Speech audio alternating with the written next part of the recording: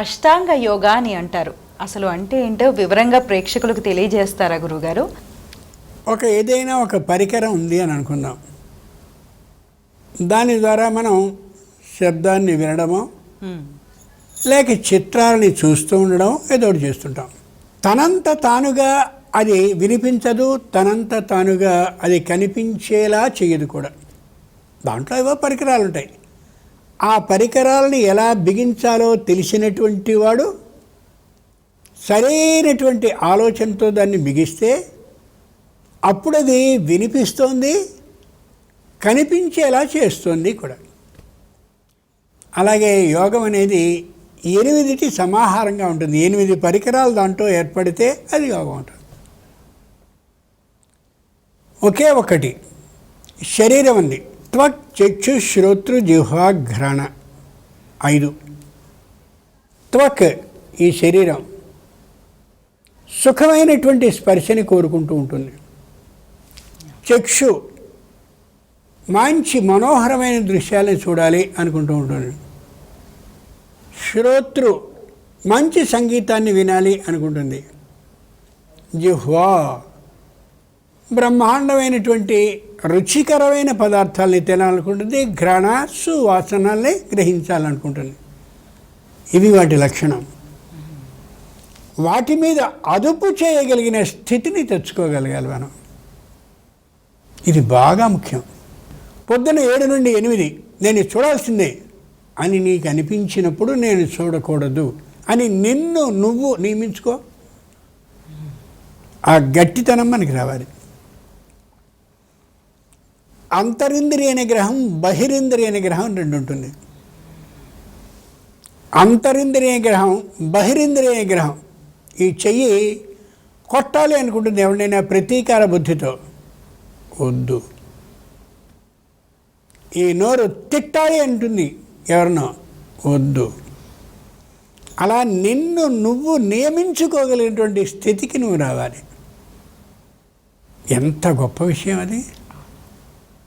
ఆ స్థితిని కానీ మనం తెచ్చుకోగలిగి అంతరింద్రియ బహిరింద్రియ నిగ్రహాన్ని కానీ తెచ్చుకోగలిగినట్టయితే మన మీద మనకు అదుపు ఉంటుంది. ఎదుటివాడిని అదుపు చేయడానికి ఇష్టపడుతున్న నువ్వు నిన్ను నువ్వు అదుపు చేసుకోలేకపోతే ఇంకేముంది విశేషం? అది నేర్చుకోవాలి. దశపాపహర దశమి అని వస్తుంది మనకి. జ్యేష్ఠ మాసంలో శుద్ధపక్షంలో దశమి తిథి రోజున వస్తుంది. దాని దశ పాపహార దశమి. వేళ గంగానదిలోకి వెళ్ళి 10 సార్లు ఇలా ఇదిగో ఈ మంత్రం ఉంటుందండి, ఆ మంత్రం చదువుకుంటూ ములిగేస్తే పాపాలన్నీ పోతాయట, మళ్ళీ కొత్త పాపాలు చేసుకోవచ్చు అని అనుకుంటూ ఉంటారు. కాదు.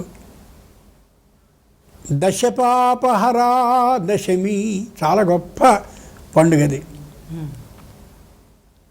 కాయిక, వాచిక, మానసిక.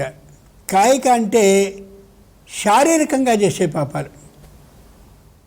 వాచిక అంటే మాటల ద్వారా చేసే పాపాలు. మానసిక అంటే మనసు ద్వారా చేసే పాపాలు.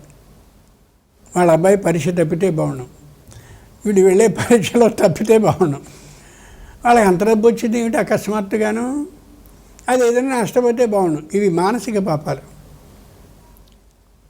కాయిక పాపాలంటే ఇష్టం వచ్చినట్టుగా ఒకళ్ళని తిట్టేస్తూ ఉండడం, అది కాయికమైనటువంటి పాపం. అలాగే ఆ ఇంట్లో వాళ్ళు ఇవ్వకపోయినప్పటికీ కూడా పరదత్త అపహరణం, అదత్త అపహరణం. వాళ్ళు ఇవ్వరు కానీ ఏదో పరధ్యానంలో తెచ్చేసినట్టుగా మర్యాద దొంగతనం ఉంటారు. దీన్ని గబుక్కున ఉదంలో వేసుకొచ్చేసే జేబులో వేసుకున్నా చేతిలో పుచ్చుకున్నా వచ్చేయడం. అదత్త అపహరణం, అది కాయిక పాపం. చూసారా? కాయిక, వాచిక, మానసిక. వాచిక అంటే నోటితో ఇష్టం వచ్చినట్టు మాట్లాడడం.